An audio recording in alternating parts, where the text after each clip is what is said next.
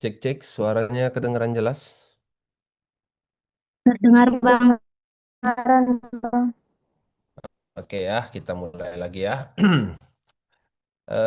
Soal yang pertama ya dari alergi ini ya. Ini sebenarnya gampang ya kasus-kasus alergi ini ya, karena sesuai medikasi. Seorang pria 45 tahun membeli obat batuk dan flu dengan kandungan ya. Dextro, CTM, ephedrine, dan paracetamol. Pasien tersebut kemudian ke apotek dengan keluhan nyeri dada, nyeri kepala, dan tekanan darahnya meningkat menjadi 150 per 90. Obat yang menyebabkan Efedrin, Efedrin, ephedrine ya. Kenapa bisa? Karena menyebabkan vasokonstriksi, vasokonstriksi. vasokonstriksi dan takikardi. Dan takikardia. Sehingga TD meningkat. Oke, berikutnya. Pasien mengalami alergi urtikaria ya. Bentol-bentol merah, pasien diberi resep oleh dokter antihistamin oral. Pasien meminta obat yang tidak menyebabkan kantuk. loratadin, Loratadin. Loratadin ya, oke. Ya, minim efek kantuknya atau yang minim juga adalah Desloratadin. dexloratadin. Fexofenadin. Ya, fexofenadin, dexloratadin ya, itu minim efek kantuk ya, minim efek sedatifnya ya atau kantuknya. Berikutnya, seorang ibu datang ke IGD. eh, Ibu ini membawa anaknya, yaitu perempuan 6 tahun. Anak tersebut mengalami gatal-gatal, kemerahan pada dan ruam kulit. Ya, 2 jam yang lalu anak tersebut makan ikan tongkol. Untuk mengatasi keluhan tersebut, dokter meminta antihistamin injeksi. Yang mana antihistamin injeksi? Difenhidramin. Difenhidramin ya. Oke. Kita resep lagi nih. Lanjut ya. Saudara menyarankan kepada laki-laki berusia 34 tahun obat campur racikan yaitu paracetamol, pseudoephedrine, chlorpheniramine maleat, guaifenesin, dan asetilsistein. Setelah minum obat tersebut, tertulis setelah minum obat ini tidak boleh mengendarai kendaraan atau aktivitas berat. Dari campuran obat di atas, manakah yang menyebabkan ngantuk? Chlorpheniramine maleat, Paracetamol. atau CTM. CTM ya. Oke. Ini masih sering juga ya pasien-pasien ke apotek nyari CTM biar apa? Biar cepat tidur ya. Padahal itu kan nggak terlalu sebenarnya ya. Kalau lagi asik, lagi seru ya, ini nggak ada efek ngantuknya ya. Oke. Berikutnya, seorang wanita hamil 8 bulan datang ke apotek dengan keluhan sakit kepala sedang karena sedang flu ya. Obat yang diberikan apoteker adalah Paracetamol.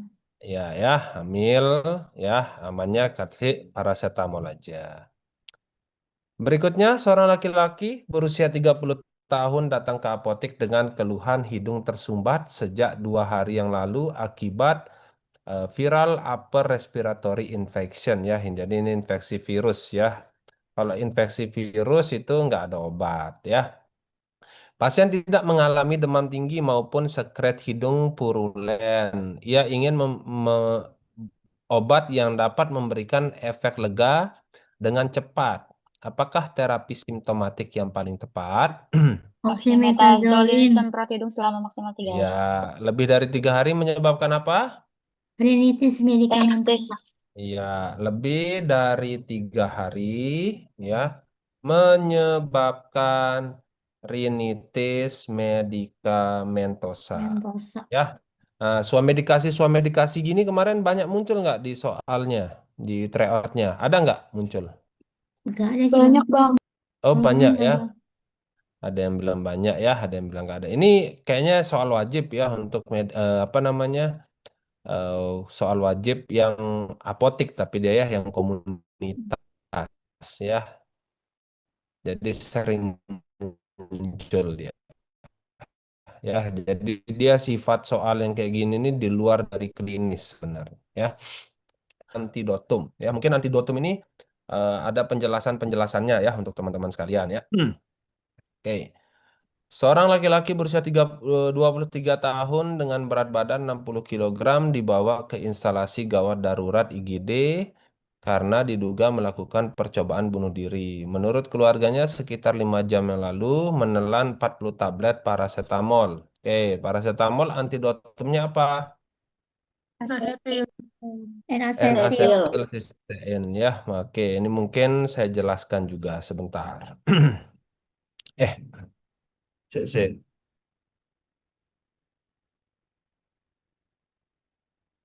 Oke ya, kita pelan-pelan aja ya. Oke, paracetamol ya. Kalau kita berbicara terkait paracetamol, oke. Nah, bahwasannya paracetamol ini nantinya ya, nantinya akan mengalami metabolisme ya. Jadi dikatakan bahwasanya sekitar 5 sampai 10% ya, 5 sampai 10% dia akan mengalami metabolisme lintas pertama ya atau first fase metabolisme ya, lintas pertama. Oke. Nah, di mana ya first fase metabolisme dari paracetamol itu akan menghasilkan ya, menghasilkan senyawa metabolit toksik ya, menghasilkan senyawa metabolit toksik. Metabolit toksik ya. Nah, metabolit toksiknya ini dikenal dengan nama NAPQI ya. Oke, dikenal dengan nama NAPQI ya.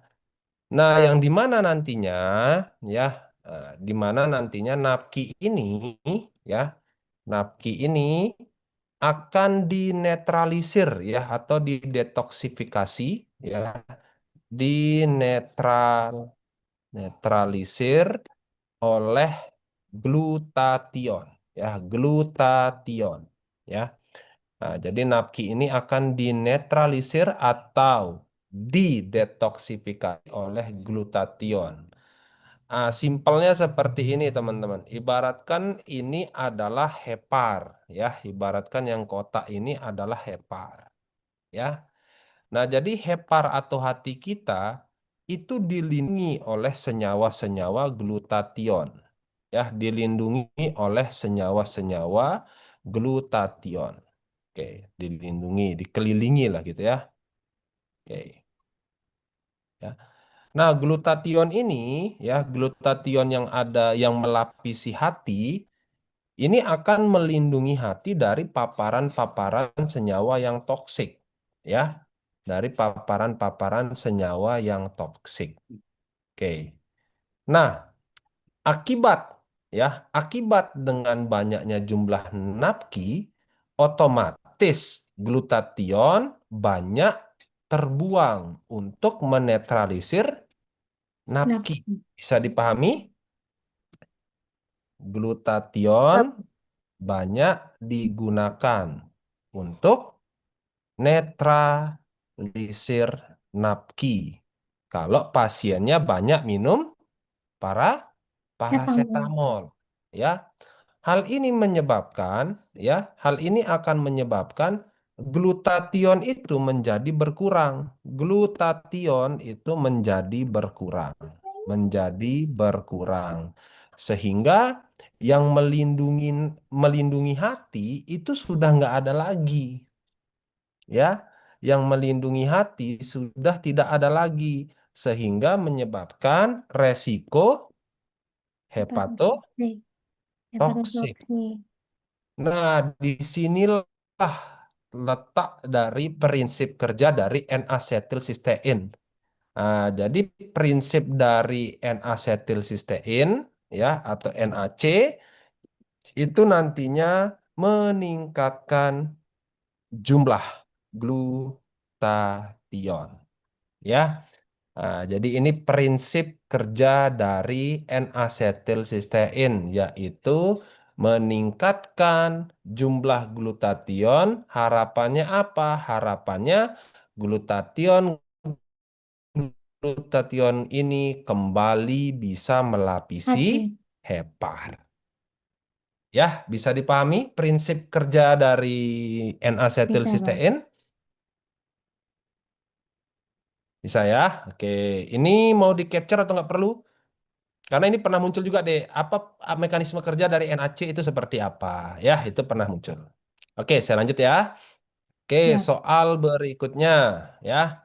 Oke, ini N-asetilsistein. Berikutnya, seorang petani laki-laki berusia 51 tahun datang ke IGD sekitar 1 jam setelah menyemprot tanaman menggunakan insektisida. Ya, oke, keracunan insektisida. atropin. Oke ya, apa dikasih? Atropin. Atropin, ya benar. Oke, sekarang kita bahas bagaimana prinsipnya ya dari keracunan insektisida ini ya. Oke, kalau kita berbicara terkait insektisida ya, insektisida, oke. Nah, insektisida ini senyawa-senyawanya yang paling terkenal itu ada beberapa. Salah satunya adalah Fosfat. organofosfat ya, organofosfat. Lalu kemudian apa lagi yang terkenal? Kar karbamat ya. Oke, karbamat ya. Lalu kemudian ada pretroid ya, ini juga terkenal juga pretroid ya. Nah, ini contoh-contoh insektisida ya. Oke. Nah, bahwasannya ya senyawa-senyawa atau insektisida ini nantinya itu akan menghambat suatu enzim yang disebut asetylcholinesterase ya. Nah, jadi senyawa-senyawa ini akan menghambat enzim yang namanya asetylcholinesterase ya. Oke. Nah, akibat dari penghambatan enzim asetylcholinesterase ini, oke, ini akan menyebabkan asetilkolin tidak dapat dipecah ya. Akibat penghambatan enzim ini, asetilkolin, oke, tidak dapat dipecah ya, dipecah menjadi menjadi ya kolin dan asetat ya, menjadi kolin dan asetat ya. Jadi asetilkolinnya tidak bisa dipecah menjadi kolin dan asetat. Nah, sehingga apa? Sehingga jumlah atau kadar asetilkolin meningkat ya, kadar asetilkolin meningkat. Oke. Nah, asetilkolin ini nantinya ya akan berikatan pada beberapa reseptor ya. Dia akan berikatan ya pada reseptor muskarinik ya. Dia bisa berikatan dengan reseptor nikotinik. Lalu kemudian dia bisa menstimulasi sistem saraf pusat atau SSP ya. Nah, ketika dia berikatan dengan reseptor muskarinik secara berlebihan, maka akan terjadi gejala-gejala seperti diare, kemudian hipersalivasi ya, banyaknya saliva atau air liur ya. Lalu kemudian terjadi bronkospasme. Kalau bronkospasme apa yang akan terjadi? Sesak. Sesak ya, seperti itu. Nah, lalu kemudian jika dia berikatan dengan nikotinik, maka pasien akan mengeluhkan kram otot ya. Lalu kemudian lemah otot atau yang disebut paralisis ya. Nah, lalu kemudian jika dia terlalu menstimulasi SSP, maka bisa terjadi yang namanya kejang. Ya, seperti itu. Nah, maka daripada itu, solusi dari keracunan ya, keracunan insektisida adalah kita memblok asetilkolin ini biar tidak bisa berikatan dengan reseptor-reseptor ini tadi.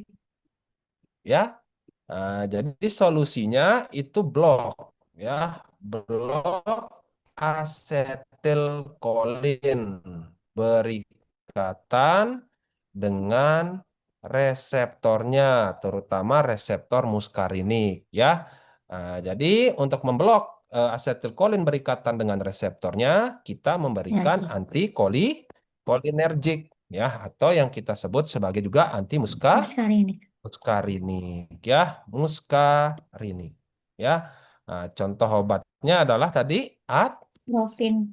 atropin, ya. Contoh obatnya adalah atropin. Nah, tapi atropin nggak bisa kalau pasiennya kejang. Nah, kalau udah terjadi kejang ini, kita juga butuh obat tambahan seperti benzodiazepin, ya. Nah, benzodiazepin yang disarankan kalau pasiennya kejang akibat insektisida. Apa contohnya? Jepang. Diazepam, lorazepam, dan lain-lain.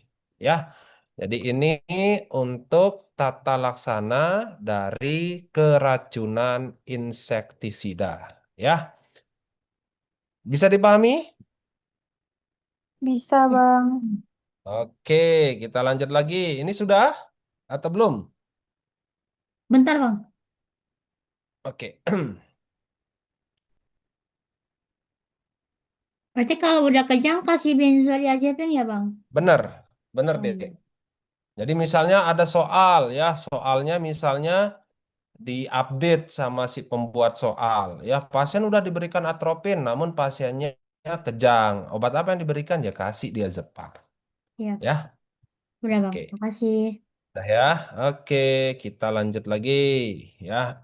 Soal berikutnya, ya, ini kan dari gejala ini udah kelihatan nih, frekuensi napas 30 kali per menit, ya berarti sesak, ya. Oke. Berikutnya, seorang laki-laki 31 tahun ditemukan tidak sadar di kamar mandi oleh keluarganya. Ya, pasien ditemukan beberapa jarum suntik dan bungkus heroin. Nah, kalau heroin ini apa nih berarti? Apa ya? Opi? Opioid. Opioid, ya, oke. Keracunan opioid, ya. Apa contohnya opioid? Opioid misalnya Heroin. heroin, apa lagi? Morfin ya, Bang? Morfin, Morfin, kodein, kodein, ya, fentanyl, apalagi banyak, ya.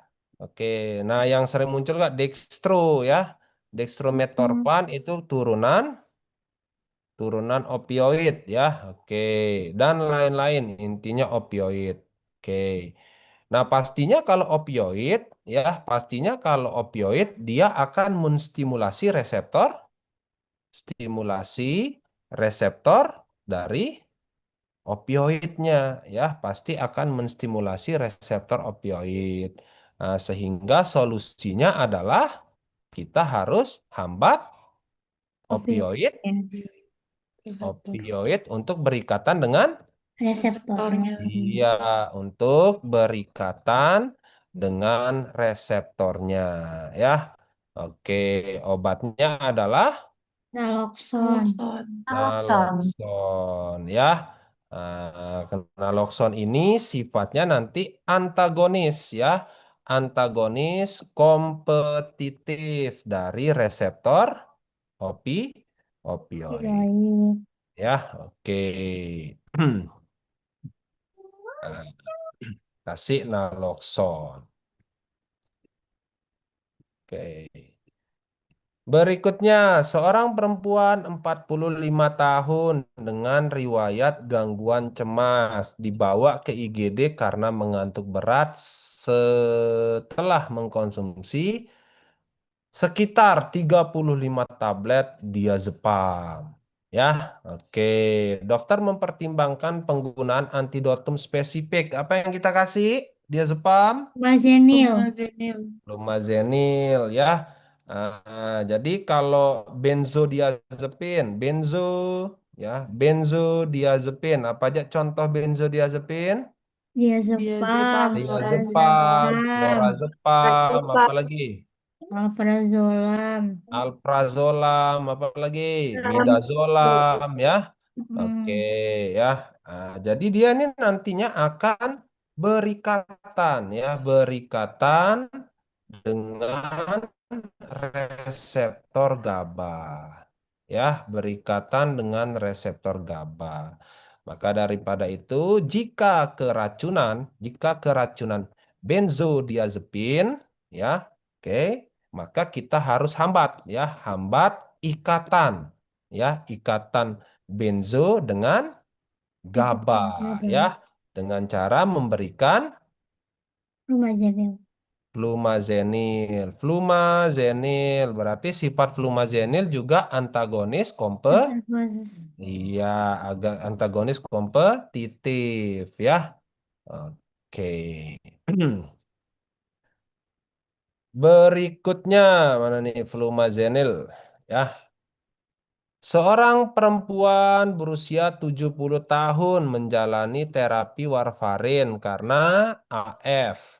Pasien datang ke IGD dengan keluhan muntah darah. Hasil INR-nya sekian. Bagaimana tata laksananya? Ini udah ya kita Vitamin bahas K. ya. Vitamin, K. vitamin K ya. Jadi kalau warfarin itu prinsipnya adalah antagonis vitamin. Vitamin K. Iya, vitamin K ya.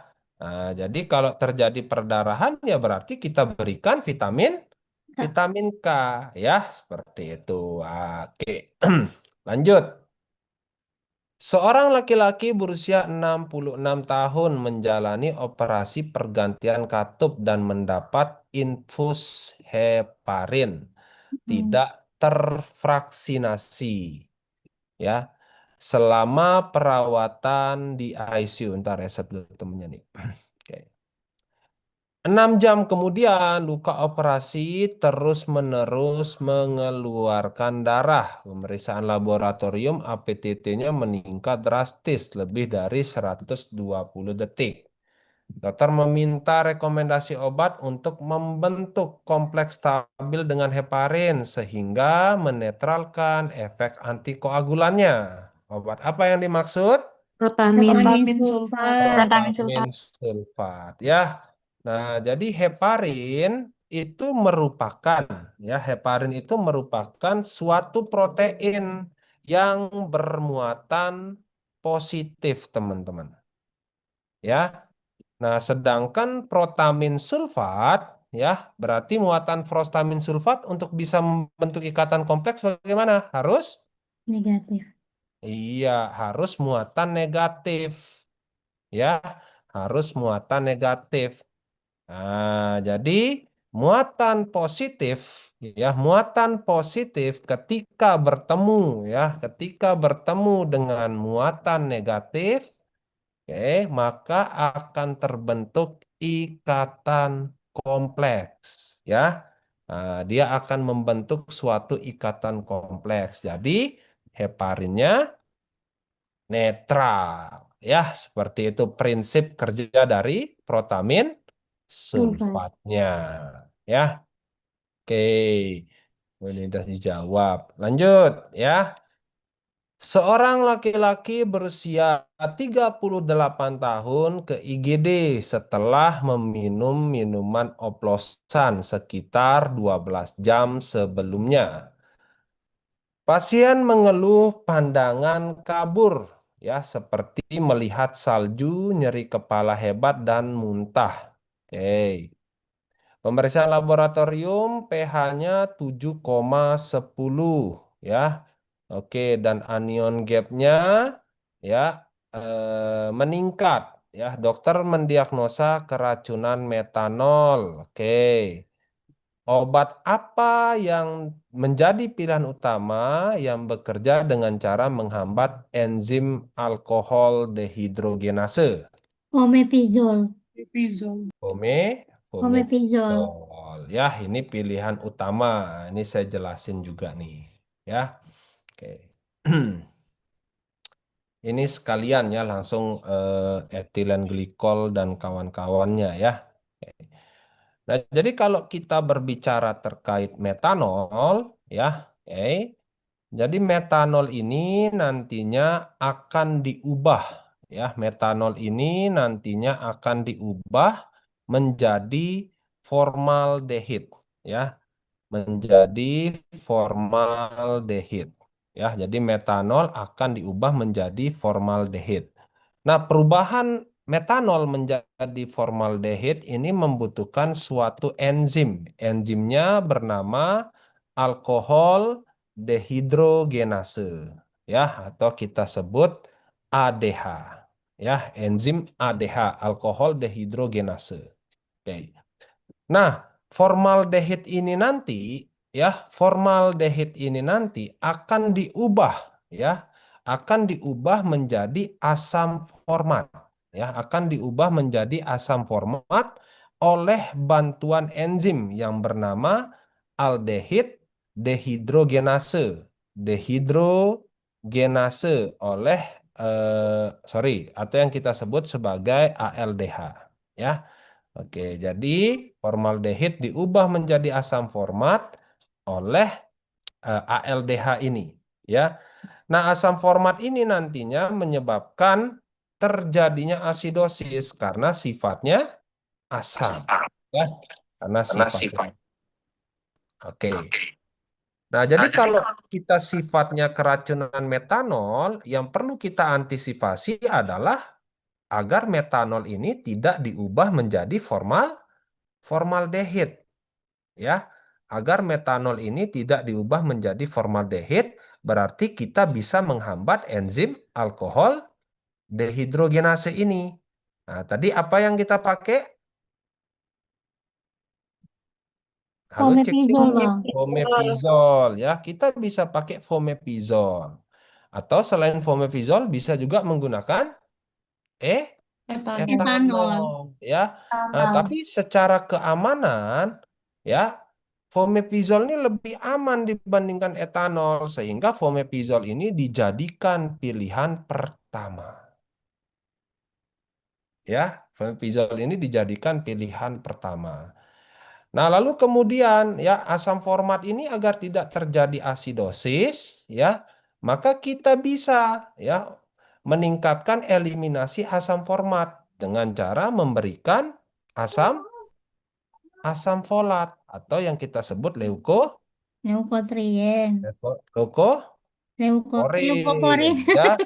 Oke, leukoforin. Jadi penambahan asam folat, ya, penambahan asam folat pada ketika asam folat ketika bertemu dengan asam format, asam format ini akan berubah menjadi H2O, berubah menjadi CO2 sehingga bisa eliminasi, ya, meningkatkan eliminasi asam format, ya.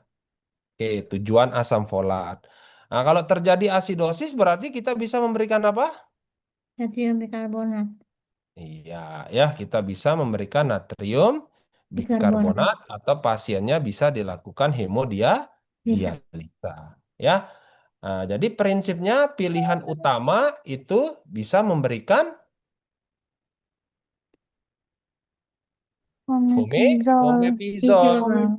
Terapi tambahannya bisa menggunakan asam Leukoforin. folat, ya, atau leukoforin seperti itu. Nah, berbeda dengan kasus formaldehid, ya, keracunan formalin, ya. Nah, ini kan keluar di ujiannya, ya, Iya, kemarin, Bang, ya. Nah, keluar. formalin ini kan kandungannya Dehid. formaldehid, ya. Jadi formalin ini kandungannya formaldehid, ya. Oke, tapi dia juga sebenarnya mengandung metanol si formalin itu, ya. Tapi kalau kita fokus, ya, kalau kita fokus ke formaldehidnya, oke, kalau kita mau fokus ke formaldehidnya saja, oke, maka formaldehid ini balik lagi ke atas, akan diubah menjadi asam, asam Asam format. format. Nah, berarti fokus kita nanti meningkatkan eliminasi Asam. asam Format. format ini Oh, dengan cara iya. memberikan Asam Asam folat. folat. asam folat yang kita berikan. Oh iya, betul. Ya, seperti itu. Nah, jadi tergantung konteks soal teman-teman nantinya, ya. Kalau memang nanti keracunan formalin, ya, oke, keracunan formalin misalnya, ya. Kemudian di soalnya itu ada pilihan asam folat misalnya, ada pilihan asam folat, nggak ada pilihannya lain, berarti jawabannya adalah asam Campuran. folat, ya. Nggak ada pilihan asam folat, tapi ada pilihan Fomepizol. fomepizol. Ya pilih aja fomepizol, ya. Nah, tapi kalau seumpama nanti ada asam folat dan kemudian ada fomepizol, berarti yang mana yang saya prioritaskan? Kalau dilihat dari alur ini, Fomepizol. Fomepizol. asam folatnya Fomepizol. atau fomepizolnya yang kita prioritaskan? Asam folat, asam Asam folat. folat. Jelas asam folatnya karena pasiennya diberikan langsung Formalin. formaldehid. Oh iya iya iya. Paham Nggak Bang. perlu lagi saya hambat enzim alkohol dehidrogenasenya. Mm-mm. Paham nggak maksudnya? Iya, Bang. Ya, seperti itu. Nah, kalau kemarin soal TO-nya tuh ada dua-duanya atau ada salah satu? Fomepizol, Bang. Oh, nggak ada asam folat berarti. Nggak ada asam folat. Ya udah, paksa jawab fomepizol. Ya, karena formalin itu sebenarnya ada kandungan metanol juga. Tapi kalau di soal, tapi kemarin tuh ada juga temennya bilang ada asam folatnya yang kalau soal saya. Ada Oh, yang gitu ada juga. yang nggak ada. Ya, ada yang pilihan asam folatnya juga yang mungkin soal berbeda mungkin. Ya. Nah, jadi prinsipnya kayak gitulah yang saya sampaikan tadi. Kalau nggak ada asam folat, pilih aja fomepizol. Ya. Mm-mm. Kalau ada asam folat dan fomepizol, maka prioritaskan yang Asam Asam folat. folat. empat. Ya, nah itu udah dijawab tuh sama temennya, ya, Anabel. Ya bang, pilihannya hanya asam folat. Ya, nah, tapi beda lagi dengan soalnya Mentari. Soalnya Mentari pilihannya hanya Fomepizol. fomepizol. Tapi jangan kebingungan karena prinsipnya itu seperti ini terapinya. Ya, bisa dipahami? Bisa, Bang. Bang, izin Oke, bertanya, Bang. boleh gimana? Eh, Silakan. kan saya sempat apa ya kasih tahu ke mentor saya yang sebelah kan soal ini. Nah, Hmm? terus katanya jawabannya bukan fomepizol, Bang, tapi N-acetyl. Emang ada hubungan, Bang, antara Biarin aja formalin sama... ya. Nggak biarin aja berarti nggak paham gitu aja. Oh ya, Ya. siap, siap. Oke. Ya, boleh saya hapus ini? Bang Boleh, izin boleh. bertanya. Ya, apalagi Dek, silakan. Bang, jadi kalau yang itu yang antidotumnya formalin ini untuk memilih asam folat ini apakah ada semisalnya perbedaan dari soal yang tadi Kak Bang? Maksudnya supaya kita bisa memilih asam folat. Takutnya ada terkecoh Bang. Oke, jadi gini Dek ya. Tadi saya katakan ya. Ingat nih, jadi gini ya sebenarnya formalin itu ya dia itu mengandung ya, mengandung metanol. Dia mengandung formaldehid. Ya, dia juga mengandung air. Tapi skala kandungannya ini formaldehid ini yang paling besar. Ya, formaldehid ini yang paling besar kandungannya. Oke, ya. Jadi kalau ada soal nantinya keracunan, ya, keracunan formalin, eh, di pilihannya misalkan ada A asam folat, B misalkan NaC, ya berarti ya udah kita pilih aja asam asam folat. Ah, Oke.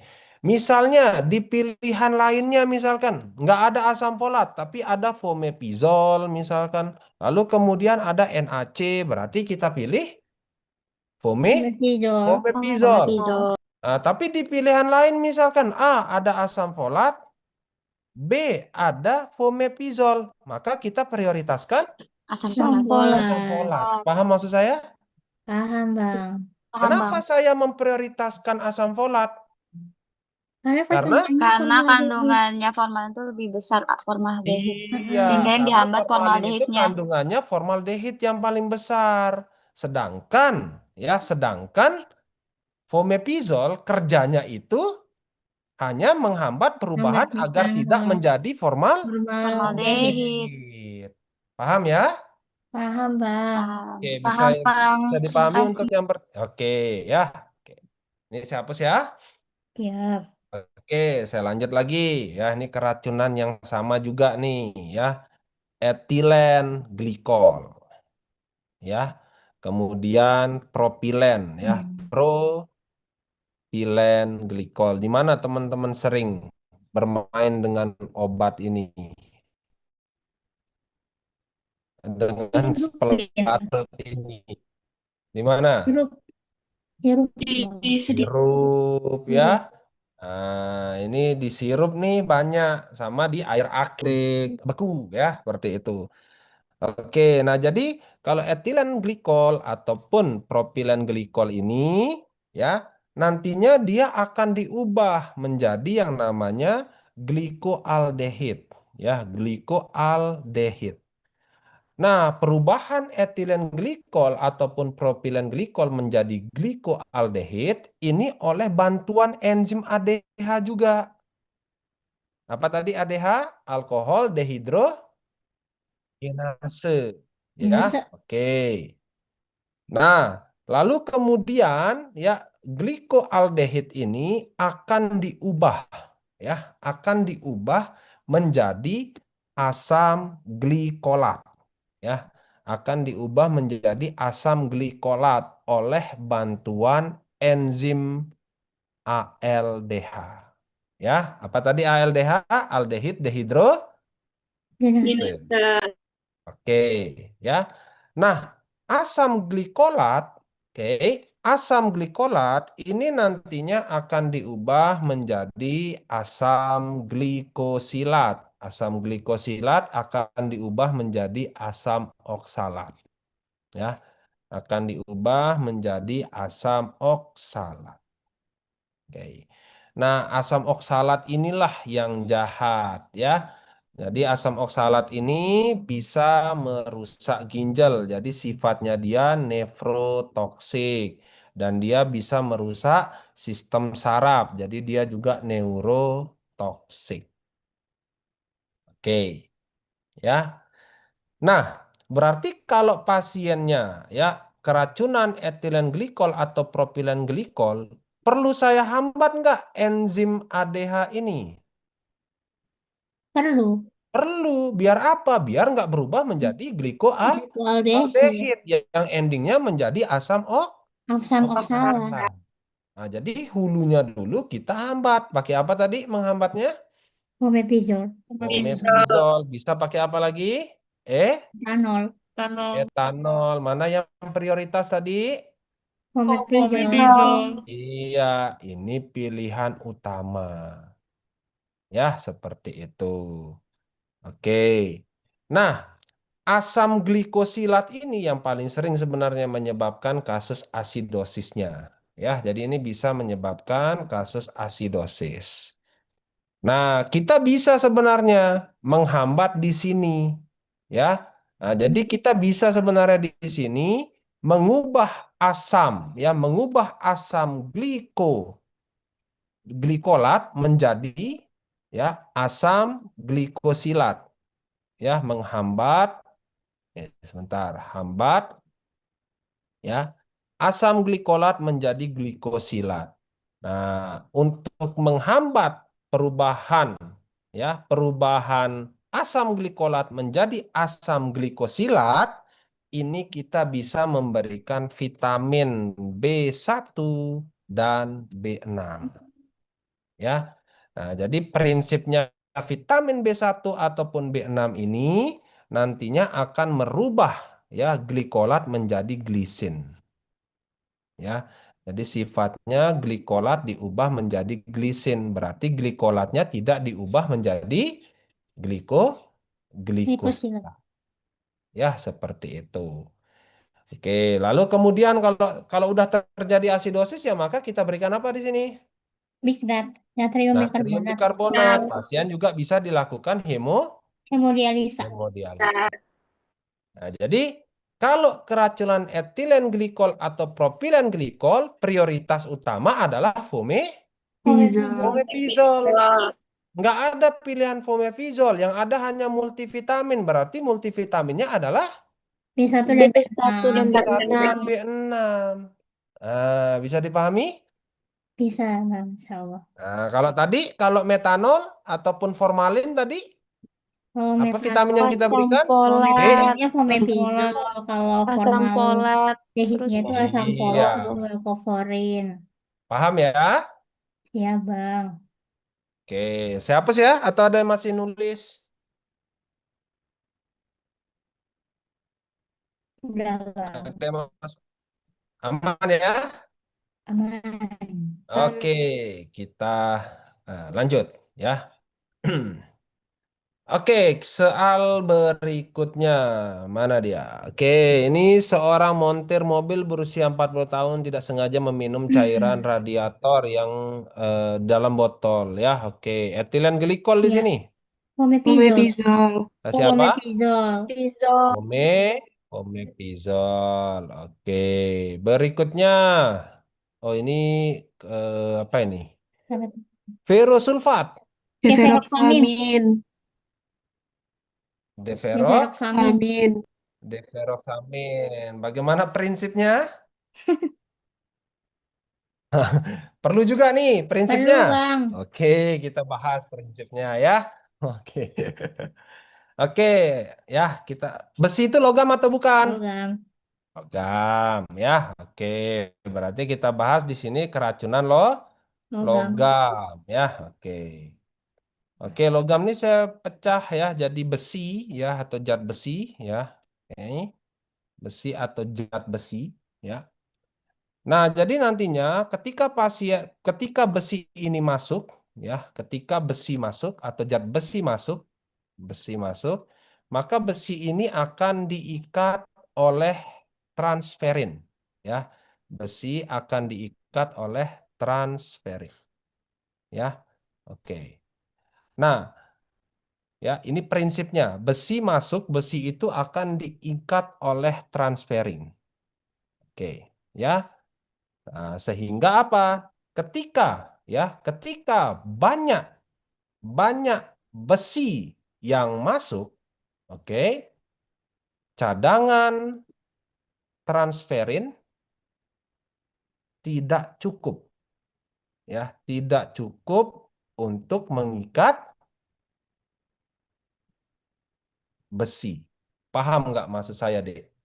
Ketika banyak besi yang masuk, cadangan transferin Oh tidak ya, cukup untuk mengikat besi. Paham maksudnya? paham, paham.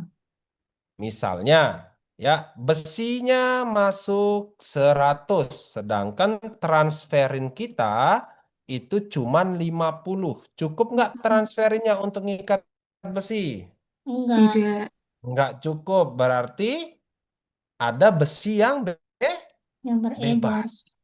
Ya, ada besi yang beredar, ada besi yang bebas ya. Oke, sehingga ada besi yang bebas. Nah, besi-besi yang bebas ini akan memicu pembentukan radikal bebas ya. Nah, radikal bebas otomatis merusak organ. Organ. Oke. Berarti kalau sifat dari deferoxamin tadi adalah mengikat Logam. besi yang Bebas. bebas. Itu tujuan dari Samin. deferoxamin. Paham prinsip kerjanya dari deferoxamin? Paham. Paham. Oke ya.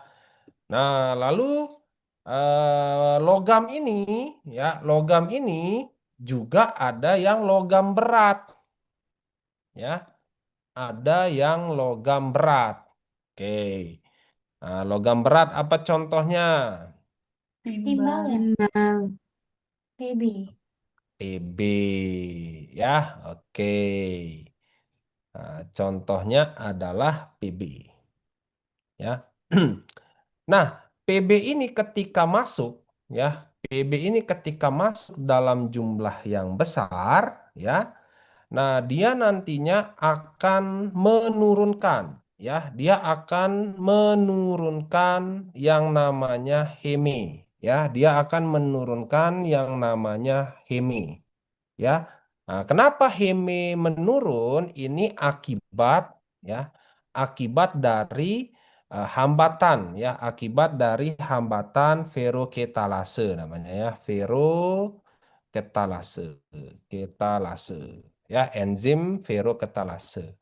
Nah, jadi penurunan Heme ini menyebabkan penurunan ya, menyebabkan penurunan hemoglobin ya, menyebabkan penurunan hemoglobin. Dan berarti keracunan PB bisa menyebabkan Ini anemia ya, bisa menyebabkan anemia. Nah, sehingga sifat dari logam berat, nah ini saya ingatkan lagi ya, sifat dari logam berat ini teman-teman ya, dia ini sifatnya berikatan dengan gugus sulfur atau SH ya, berikatan dengan SH ya sifatnya. Oke. Nah, sehingga tata laksana keracunannya ya, tata laksana keracunannya itu boleh menggunakan sucimer. Ya, iya. boleh menggunakan sucimer, boleh menggunakan yang namanya ETA juga, ya. Hmm.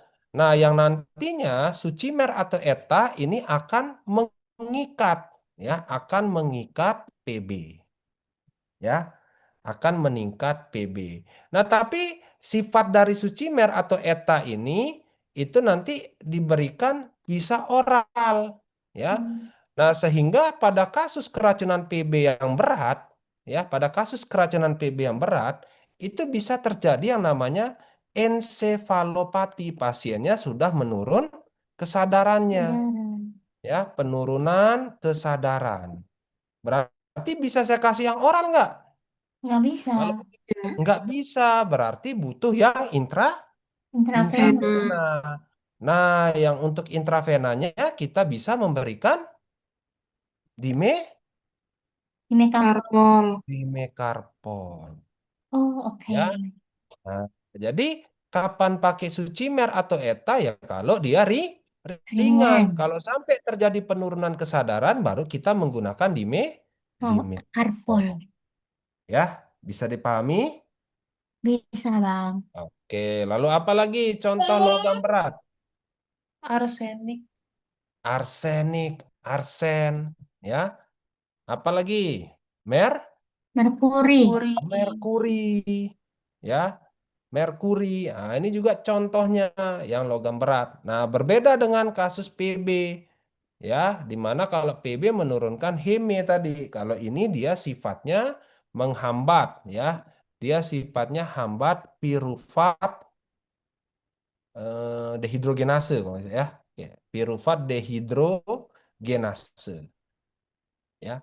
Nah, akibat dari hambatan ini akan menyebabkan ATP menurun, ya. Akan menyebabkan penurunan produksi ATP di mitokondria. Penurunan ATP ini akan menyebabkan disfungsi sel, ya. Nah, keracunannya sama terapinya tadi. Kalau sucimer digunakan pada kasus yang ringan, Ringan. ya. Pada kasus yang ringan kita pakai sucimer karena oral, ya, karena sifatnya oral. Kalau kasus yang berat kita berikan Malvo. dimekarpol. Ini kita berikan dimekarpol kalau kasusnya Berat. berat. Ya, kenapa bisa berbeda ya? Karena ada oral dan ada Intravena. intravena. Ya, seperti itu. Nah, prinsipnya bisa nggak saya pakai ETA pada merkuri atau arsenik? Nggak Eh, bisa. Karena oh, apa? Karena ETA hanya berikatan dengan PB. ETA ini tidak mengikat arsenik atau merkuri. merkuri. Ya, seperti itu. Nah, ingat prinsip sucimer ataupun dimekarpol ini dia memiliki gugus SH.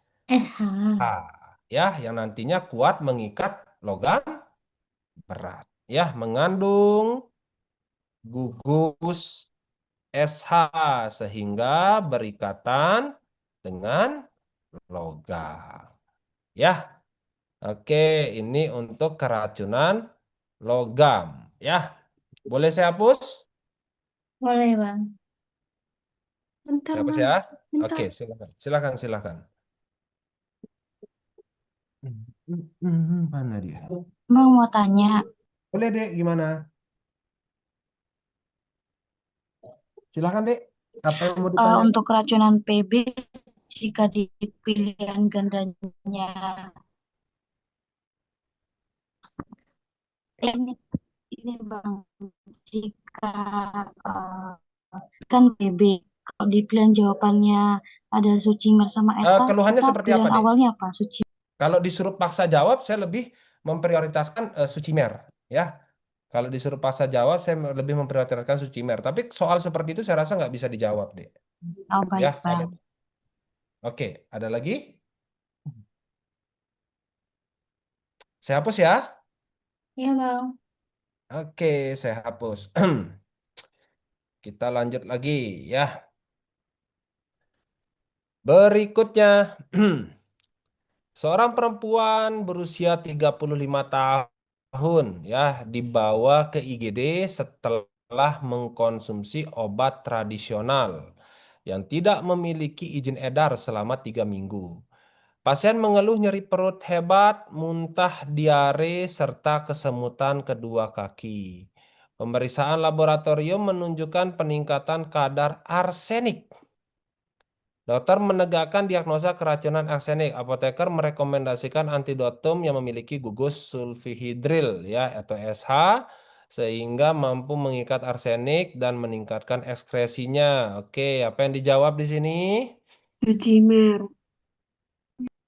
Ya, karena tidak ada kondisi berat Berat. ya. Kalau berat ini digunakan pada kondisi berat di mana pasiennya itu misalkan contoh pasiennya itu shock ya. Shock lalu hipotensi Mm-mm. ya, lalu misalkan pasiennya itu koma baru kita pakai dimekarpol ya. Oke. Berikutnya, seorang laki-laki berusia 42 tahun bekerja sebagai penambang emas tradisional dan sering menggunakan merkuri untuk proses amalgamasi. Selama 6 bulan terakhir, pasien mengeluh tremor, mudah marah, gangguan memori, kesemutan pada kedua tangan. Apa tadi? Sucimer. Sucimer. Dimer, ya, oke. Selanjutnya, ya, seorang laki-laki 30 tahun dievakuasi dari kebakaran gudang plastik dalam keadaan tidak sadar. Pemeriksaan menunjukkan tekanan darah 88/50, nadinya meningkat ya akibat kompensasi hipotensi ini. Pasien ini sesak saturasi oksigennya ya 99% dengan oksigen non rebreathing mask ya. Oke. Analisa gas darah menunjukkan asidosis laktat berat. Ya, dokter curiga keracunan sianida akibat inhalasi asap kebakaran. Ya, antidotum yang paling direkomendasikan adalah Hidroksykobalamin. Amin. hidroksokobalamin. Oke, ini saya jelasin dulu ya. Untuk keracunan sianida. Oke. Oke, sianida ya. Nah, jadi sianida ini ketika masuk ke dalam tubuh ya, dia akan menghambat ya. Dia akan menghambat kompleks 4 ya. Kompleks 4 namanya ya. Kompleks 4 ini adalah sitokrom C oksidase ya. Atau kita sebut sebagai sitokrom C oksidase ya. Oke. Nah, akibat terhambatnya sitokrom C oksidase ini, maka akan terjadi penurunan ya, penurunan rantai transport elektron ya, terjadi penurunan rantai transport elektron. Penurunan rantai transport elektron menyebabkan ya penurunan dari ATP ya, penurunan ATP pada mitokondria ya, penurunan produksi ATP pada mitokondria. Nah, akibat penurunan ATP ini ya, tubuh kita akan mencari ATP dari jalur lain ya. Jadi tubuh kita akan meningkatkan metabolisme metabolisme anaerob ya. Jadi tubuh kita akan meningkatkan metabolisme anaerob. Nah, metabolisme anaerob ini nantinya akan menghasilkan asam laktat, ya. Nah, menghasilkan asam laktat, ya, atau laktat. Nah, laktat di sini dapat memicu terjadinya asidosis Nah, laktat, ya, dapat terjadi asidosis laktat. Asidosis laktat menyebabkan terjadinya hipoksia. hipoksia. Ya, nah, prinsip kerjanya adalah bahwasannya hidroksokobalamin, oke, nantinya akan berikatan dengan sianida, ya. Nah, hidroksokobalamin ini nantinya akan berikatan dengan sianida. Ketika hidroksokobalamin berikatan dengan sianida, dia akan berubah menjadi cyanokobalamin. Bagus nggak kalau jadi cyanokobalamin atau vitamin berapa dia? B12. B12. Bagus nggak berarti, Bah? Bagus. Bagus. Bagus ya. Oke. Nah, lalu kemudian ada lagi antidotumnya ya, ada lagi antidotumnya yaitu natrium Natrium tiosulfat. tiosulfat ya. Oke. Nah, untuk natrium tiosulfat ini nantinya akan melepas atau dia akan mendonor ya. Donor sulfur ya, dia akan mendonor sulfur ya. Nah, hasil dari donoran ini dia akan menyebabkan ya atau mengubah sianida ya, mengubah sianida menjadi menjadi tiosinat. Tiosinat ya. Nah, tiosinat ini mudah dieliminasi melalui urin ya.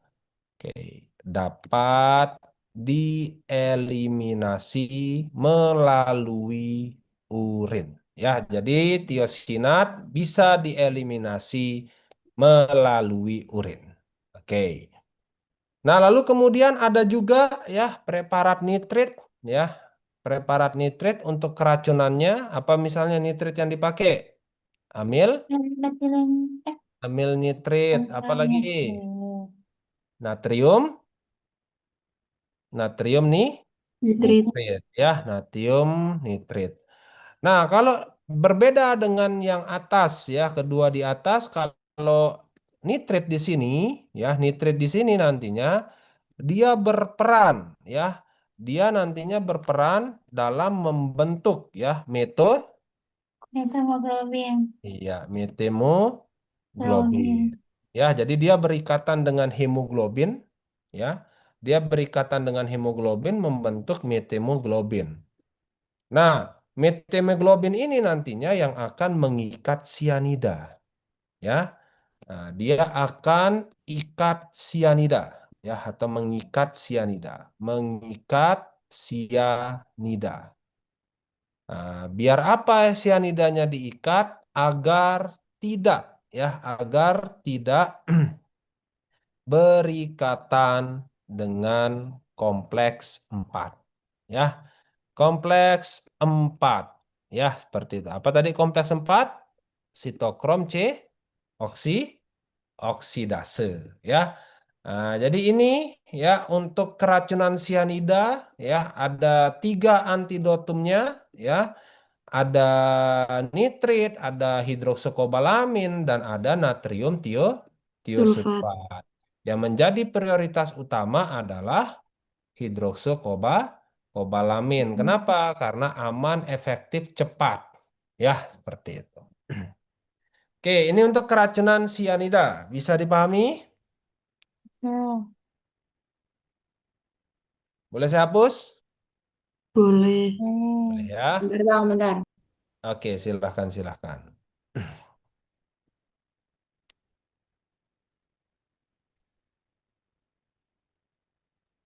Sudah?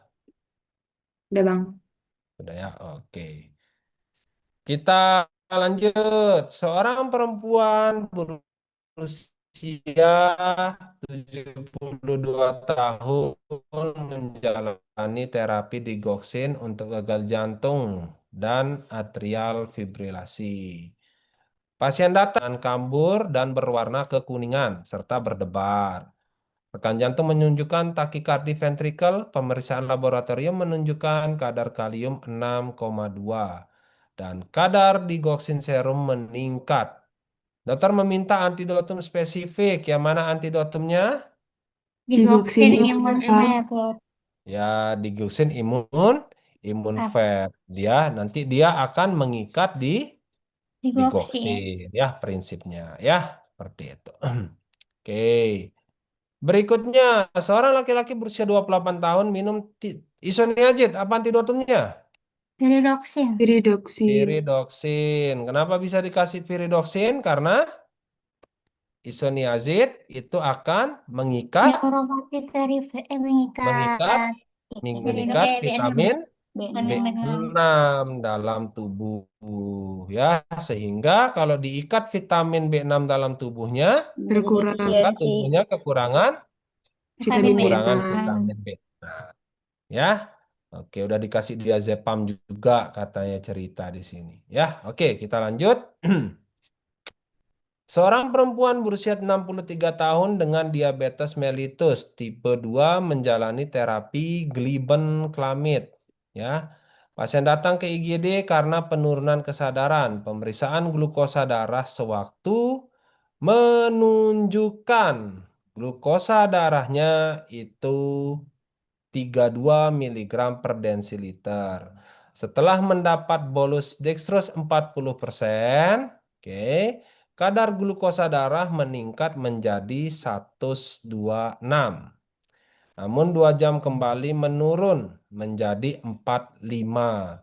Kondisi hipoglikemi berulang terjadi meskipun pasien telah mendapat infus dextrosa kontinu.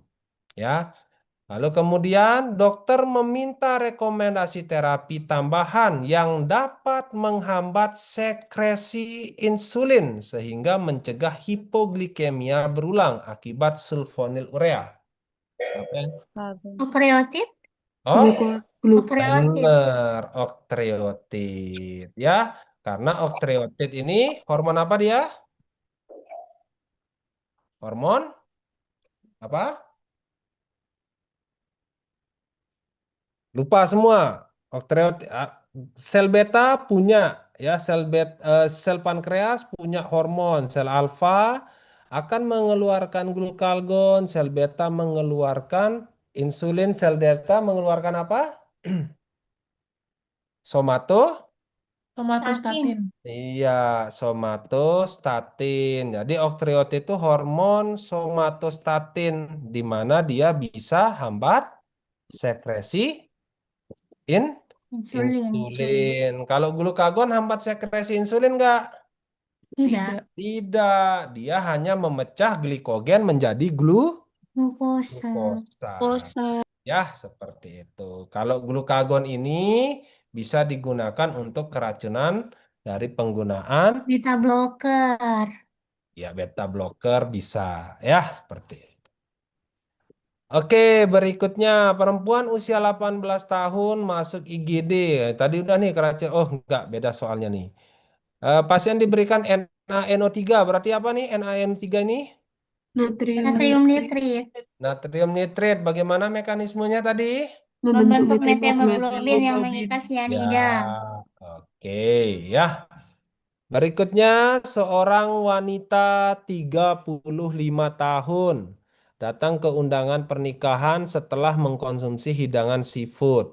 Ya, oke, hipotensi shock anafilaksis ternyata soal ini. Epinefrin. epinefrin. Epinefrin ya. Oke. Ini kenapa ada di sini ya? Harusnya ada di kartu kemarin. Oke, kita lanjut. Seorang perempuan berusia 27 tahun mengalami sesak napas hipotensi kulit berwarna kebiruan ya atau yang disebut sebagai metemoglobin ya oleh tetangganya dibawa ke IGD. Pasien diduga mengalami keracunan pengawet yang mengandung natrium nitrit. Apa antidotnya? Natrium nitritnya Metilen blue. Etilen blue. etilen blue. Prinsip dari metilen blue mengikat, melepas ikat nitrit atau nitrit dengan apa dia berikatan tadi? Dengan hemoglobin ya, dan dia juga Hemoglobin. dapat dan mengikat nitrit ya. Oke. Itu prinsip dari metilen blue. Ini metilen blue ini biasanya digunakan di pabrik obat untuk apa, Dek? Uji Bocoran. Uji kebocoran. Uji uji kebocoran. kebocoran. Kenapa bisa digunakan untuk uji kebocoran? Supaya bisa lihat warna yang Iya, terserap. ya. Oke. Oke, kita lanjut ya. Remaja tak sadarkan diri dibawa ke IGD. Ternyata dia keracunan dextro. Dextro apa? Turunan apa dia tadi? Opioid. Opioid. Opioid. Berarti kasih apa? Naloxon. Naloxon. Naloxon antagonis apa dia tadi? Oh, Antagonis. opioid. reseptor. Iya, antagonis kompetitif reseptor Opioid. opioid. Pasien toksisitas sianida. Antidotum apa yang harus diberikan? Natrium Natrium tiosulfat. tiosulfat. Natrium Sulfat. tiosulfat. Bagaimana prinsipnya tadi? Donatkan Mengubah sulfur, sianida mengubah menjadi sianida menjadi tiosion. tiosi, tiosinat ya. Oke, mengubah sianida menjadi tiosinat. Berikutnya, seorang laki-laki berkonsultasi dengan apoteker. Anaknya menelan obat tetes telinga yang ternyata mengandung natrium dokusat. Apa sebaiknya informasi? Minum air yang Minum banyak. banyak. Kenapa minum air yang banyak? Karena garam. Biar bisa cepat keluar. Ya, biar meningkat Minasi. eliminasinya. Meningkatkan eliminasi. Ya. Oke, jadi kalau kita bahas terkait dokusat ya, dokusat, oke, dokusat ini kan istilahnya dia serumen litik deh. Serumen litik ini berarti mengencerkan kotoran Telinga. telinga dan dia juga sifatnya dia sebagai terapi konstipasi pencahar. Jadi bukan mengencerin kotoran telinga juga, tapi feses juga diencerin sama dia. Ya, seperti itu. Nah, jadi kalau pasien, ya, kalau harusnya obat tetes telinga digunakan di telinga, sekarang diminum sama pasiennya, sehingga efeknya akan menjadi pencahar. Paham nggak maksud saya? Ini kan tetes telinga. Kalau Ya. tetes telinga kan ditetesin. Ya, sekarang obat tetes telinga itu diminum sama orang. Berarti yang akan terjadi adalah pen Pencahar. Har. Hilang ya, karena kan nggak ditetesin di telinga. Berarti kalau digunakan yang pencahar, berarti apanya yang encer? Fesesnya. Fesesnya. Ya, seperti itu. Fesesnya yang akan encer. Kalau fesesnya encer, kalau pasiennya minum pencahar padahal tidak konstipasi, apa yang akan terjadi? Diare. Diare. Nah, pada kasus diare apa yang diutamakan? Minum air. Dehidrasi. Minum air, Dehidrasi. mencegah Dehidrasi. dehidrasi. Itulah alasannya kenapa banyak Minum. minum. Ya, oke, kita lanjut. Seorang wanita berusia 50 tahun meminum susu kadaluarsa. Oke, keracunan minuman dan makanan kasih apa? Arang Arang aktif. aktif. Apa peran arang aktif? Apa ya? Kayak Menghambat menyerap. ab- Menghambat absorpsi. racun karena sifatnya dia adalah sebagai Absorben. absorben ya. Oke. Berikutnya, seorang pasien mengalami gagal jantung dan diberikan terapi bisoprolol. Lalu kemudian pasien mengalami bradikardi. Apa terapi yang diberikan? Glukagon. Glukagon. Glukagon. Ya, oke. Jadi untuk beta blocker, ya, ini bisa menyebabkan yang namanya max hipoglikemia, ya, yang endingnya terjadi bradikardia, ya. Nah, sehingga untuk antidotumnya itu bisa memberikan yang namanya glukagon, artinya ini sifatnya jadinya meningkatkan glukosa di otot, ya, meningkatkan glukosa di otot, ya, seperti itu. Tujuan dari glukagon atau insulin ini. Kalau glukagon kan meningkatkan glukosa, kalau insulin meningkatkan masuknya glukosa ke dalam otot. Otot. Ya, seperti. Otot. Oke, berikutnya seorang pasien mengalami kejang akibat eklamsia. Dokter memberikan magnesium sulfat. Setelah pemberian magnesium sulfat terjadi toksisitas. Antidotumnya apa? Kalsium glukonat. Ya, glukonas, ya, kalsium glukonas. Oke, ya, dia ini antagonis Sium. magnesium, ya. Jadi lawannya magnesium ya kalsium, ya, seperti itu. Seorang pasien mengalami atrial fibrilasi dan diberikan diltiazem intravena. Setelah beberapa jam, pasien mengalami bradikardi dengan denyut jantung 40 kali per menit. Terapi apa yang dapat diberikan untuk pasien? Atrofin. Epinefrin. Atrofin. Diltiazem. Diltiazem itu apa? Kalsium channel Blocker. Oh, berarti berarti dikasihkan kalsium kalsium Glukonas. Oh glukonat. iya benar. Oke, atropin, epinefrin, ya, Ca glukonas yang benar. Ada yang mau bertanya untuk antidotum? Apa yang muncul antidotumnya kemarin, Dek? Formalin. Formalin, Paracetamol. Iya, paracetamol, apalagi Etilen. Paracetamol. apa? Phenytoin. Iya. Phenytoin apa yang terjadi pada soalnya, Dek?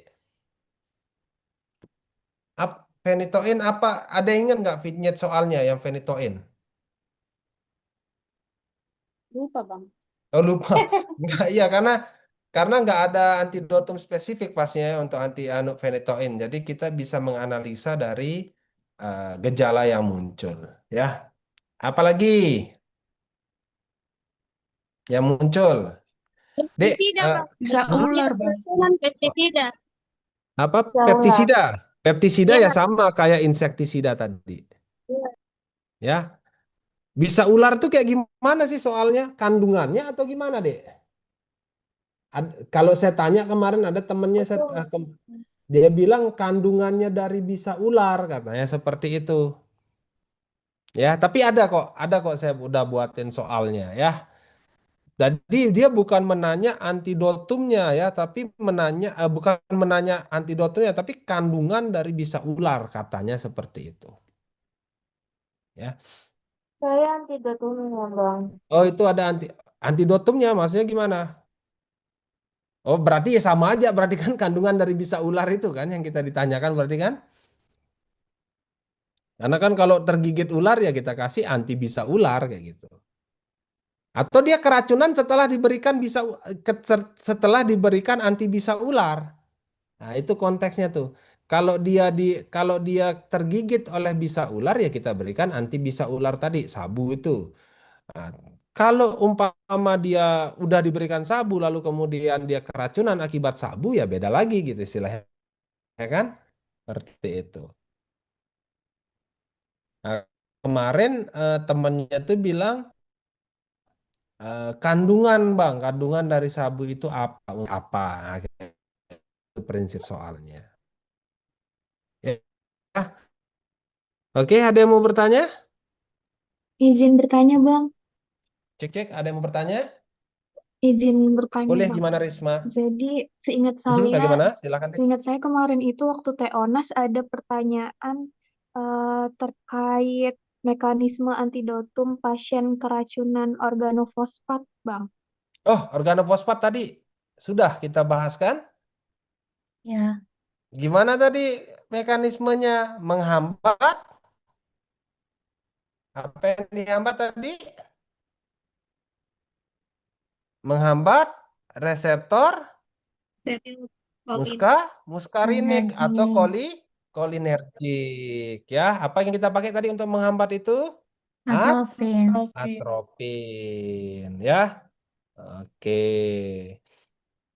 Ada lagi? Nggak ada? Dek, kayaknya sampai sini dulu ya. Soalnya saya mau antar ponakan ini tadi ya. Ya, Bang. Oke ya, adik belajarnya dulu. Besok kita bahas hormon. Lumayan hormon ini karena ada penjelasan juga di hormon ini ya. Jadi agak lama nanti pasti hormon nih 1 jaman. Besok kita bahas hormon, lalu kemudian kita bahas ini soal-soal yang lain-lain ini, lalu kita kemudian bahas soal-soal psikiatri ya. Ya, Bang. Oke, besok terus kemudian hari Selasanya baru kita masuk ke infeksi. Infeksi kemungkinan 2-3 hari baru kelar ya. Ah, ya, ya. Oke ya, untuk bahas soal hari ini ya kita Bang, stop mau sampai tanya dulu dong. ya gimana Asiatul? Ini Bang, kemarin waktu soal TO itu ada soal yang pasiennya, saya lupa Bang detailnya gimana, pokoknya dia kayaknya CKD terus anemia, terus udah Mhm. dikasih Ferrous apa ya Bang, lupa. Hmm. Terus belum mempan, belum naik besinya, terus katanya terapi apa yang dikasih. Nah, pilihan jawabannya tuh ada berbagai Ferrous gitu sama iron. Itu gimana Oke. Bang? Oh itu dikasih yang intravena deh ya. Misalnya contoh contoh iron dextrose itu intravena ya. Nah, jadi kita berikan yang intravena ya, kita berikan besi yang intravena karena kan nggak mempan kalau pakai yang oral ya. Kenapa nggak mempan pakai yang oral pada CKD? Karena lupa semua. Karena hepsidin meningkat ya, hepsidin meningkat yang nggak bisa diabsorpsi besinya. Makanya kita pada CKD itu untuk mengkoreksi besinya kita berikan yang intravena ya. Ada lagi, saya rasa itu bukan TO ini deh. Saya rasa itu bukan TO NAS, tapi itu TO-TO yang di luar. Ya, karena itu pernah ditanyakan dulu sama saya. Ya, kalau TO yang di luar tuh kan pilihannya ambigu semua itu ya, mendekati-mendekati ya, seperti itu. Nah, kalau TO nasional tuh kan di pilihannya tuh hanya ada satu jawaban yang benar, nggak ada alternatif-alternatif lain. Tapi kemarin di TONAS kok Bang, beneran. Oh, beneran di TO NAS itu? Iya. Iya, Oh ya, Bang, di saya oke. juga Ada, waktu Iya, lihat. tapi saya oh juga ada, ingat Bang ada soal itu. oh ada soal itu. Kemarin ironnya ada 2 bang, ada iron dextrose sama ada iron polymaltose. Ya, bentar, kita lihat ya. Kita lihat dulu apa yang direkomendasikan di PNPK antara kedua iron itu. Saya liatin PNPK-nya ya. Ntar ini saya stop share, saya buka dulu di PNPK. PNPK gagal ginjal. Kita lihat apa yang direkomendasikan di PNPK gagal ginjal ini. Ya, karena ada 2 tadi ya. Nah, ini saya unduh, ini saya liatin. Teman-teman udah punya semua kok ini ya. Ini kelihatan? Kelihatan, Bang. Oke, bentar. Iron. Ah, ini dia. Iron sucrose sama iron dextran. Iron sucrose sama iron dextran. Ya, ini yang direkomendasikan. Berarti kalau ada pilihannya 2 kayak tadi, apa yang dipilih? Iron dextran atau iron dextrose ini. Ya, bisa dipahami? Kelihatan nggak Oke tulisan Bang. ini, Dek? Kelihatan ya tulisannya ya? Iron Kelihatan. sucrose. Ya. Terlihat, Bang. Oke, ada lagi? Bang, besok jam berapa, Bang? Besok kita mulainya balik lagi ya jam 18.30 ya. Oh, siap. Oke, ya. Oke, demikian pertemuan pada hari ini. Ini mau dikirim dulu atau besok aja sekalian? Besok aja ya Kalian sekalian aja ya. Bang besok. Oh ya, besok aja ya sekalian ya. Oke, sekian dari saya untuk hari ini. Belajar lagi ya, pelajarin hitungan, manajemen ya dan lain-lain ya.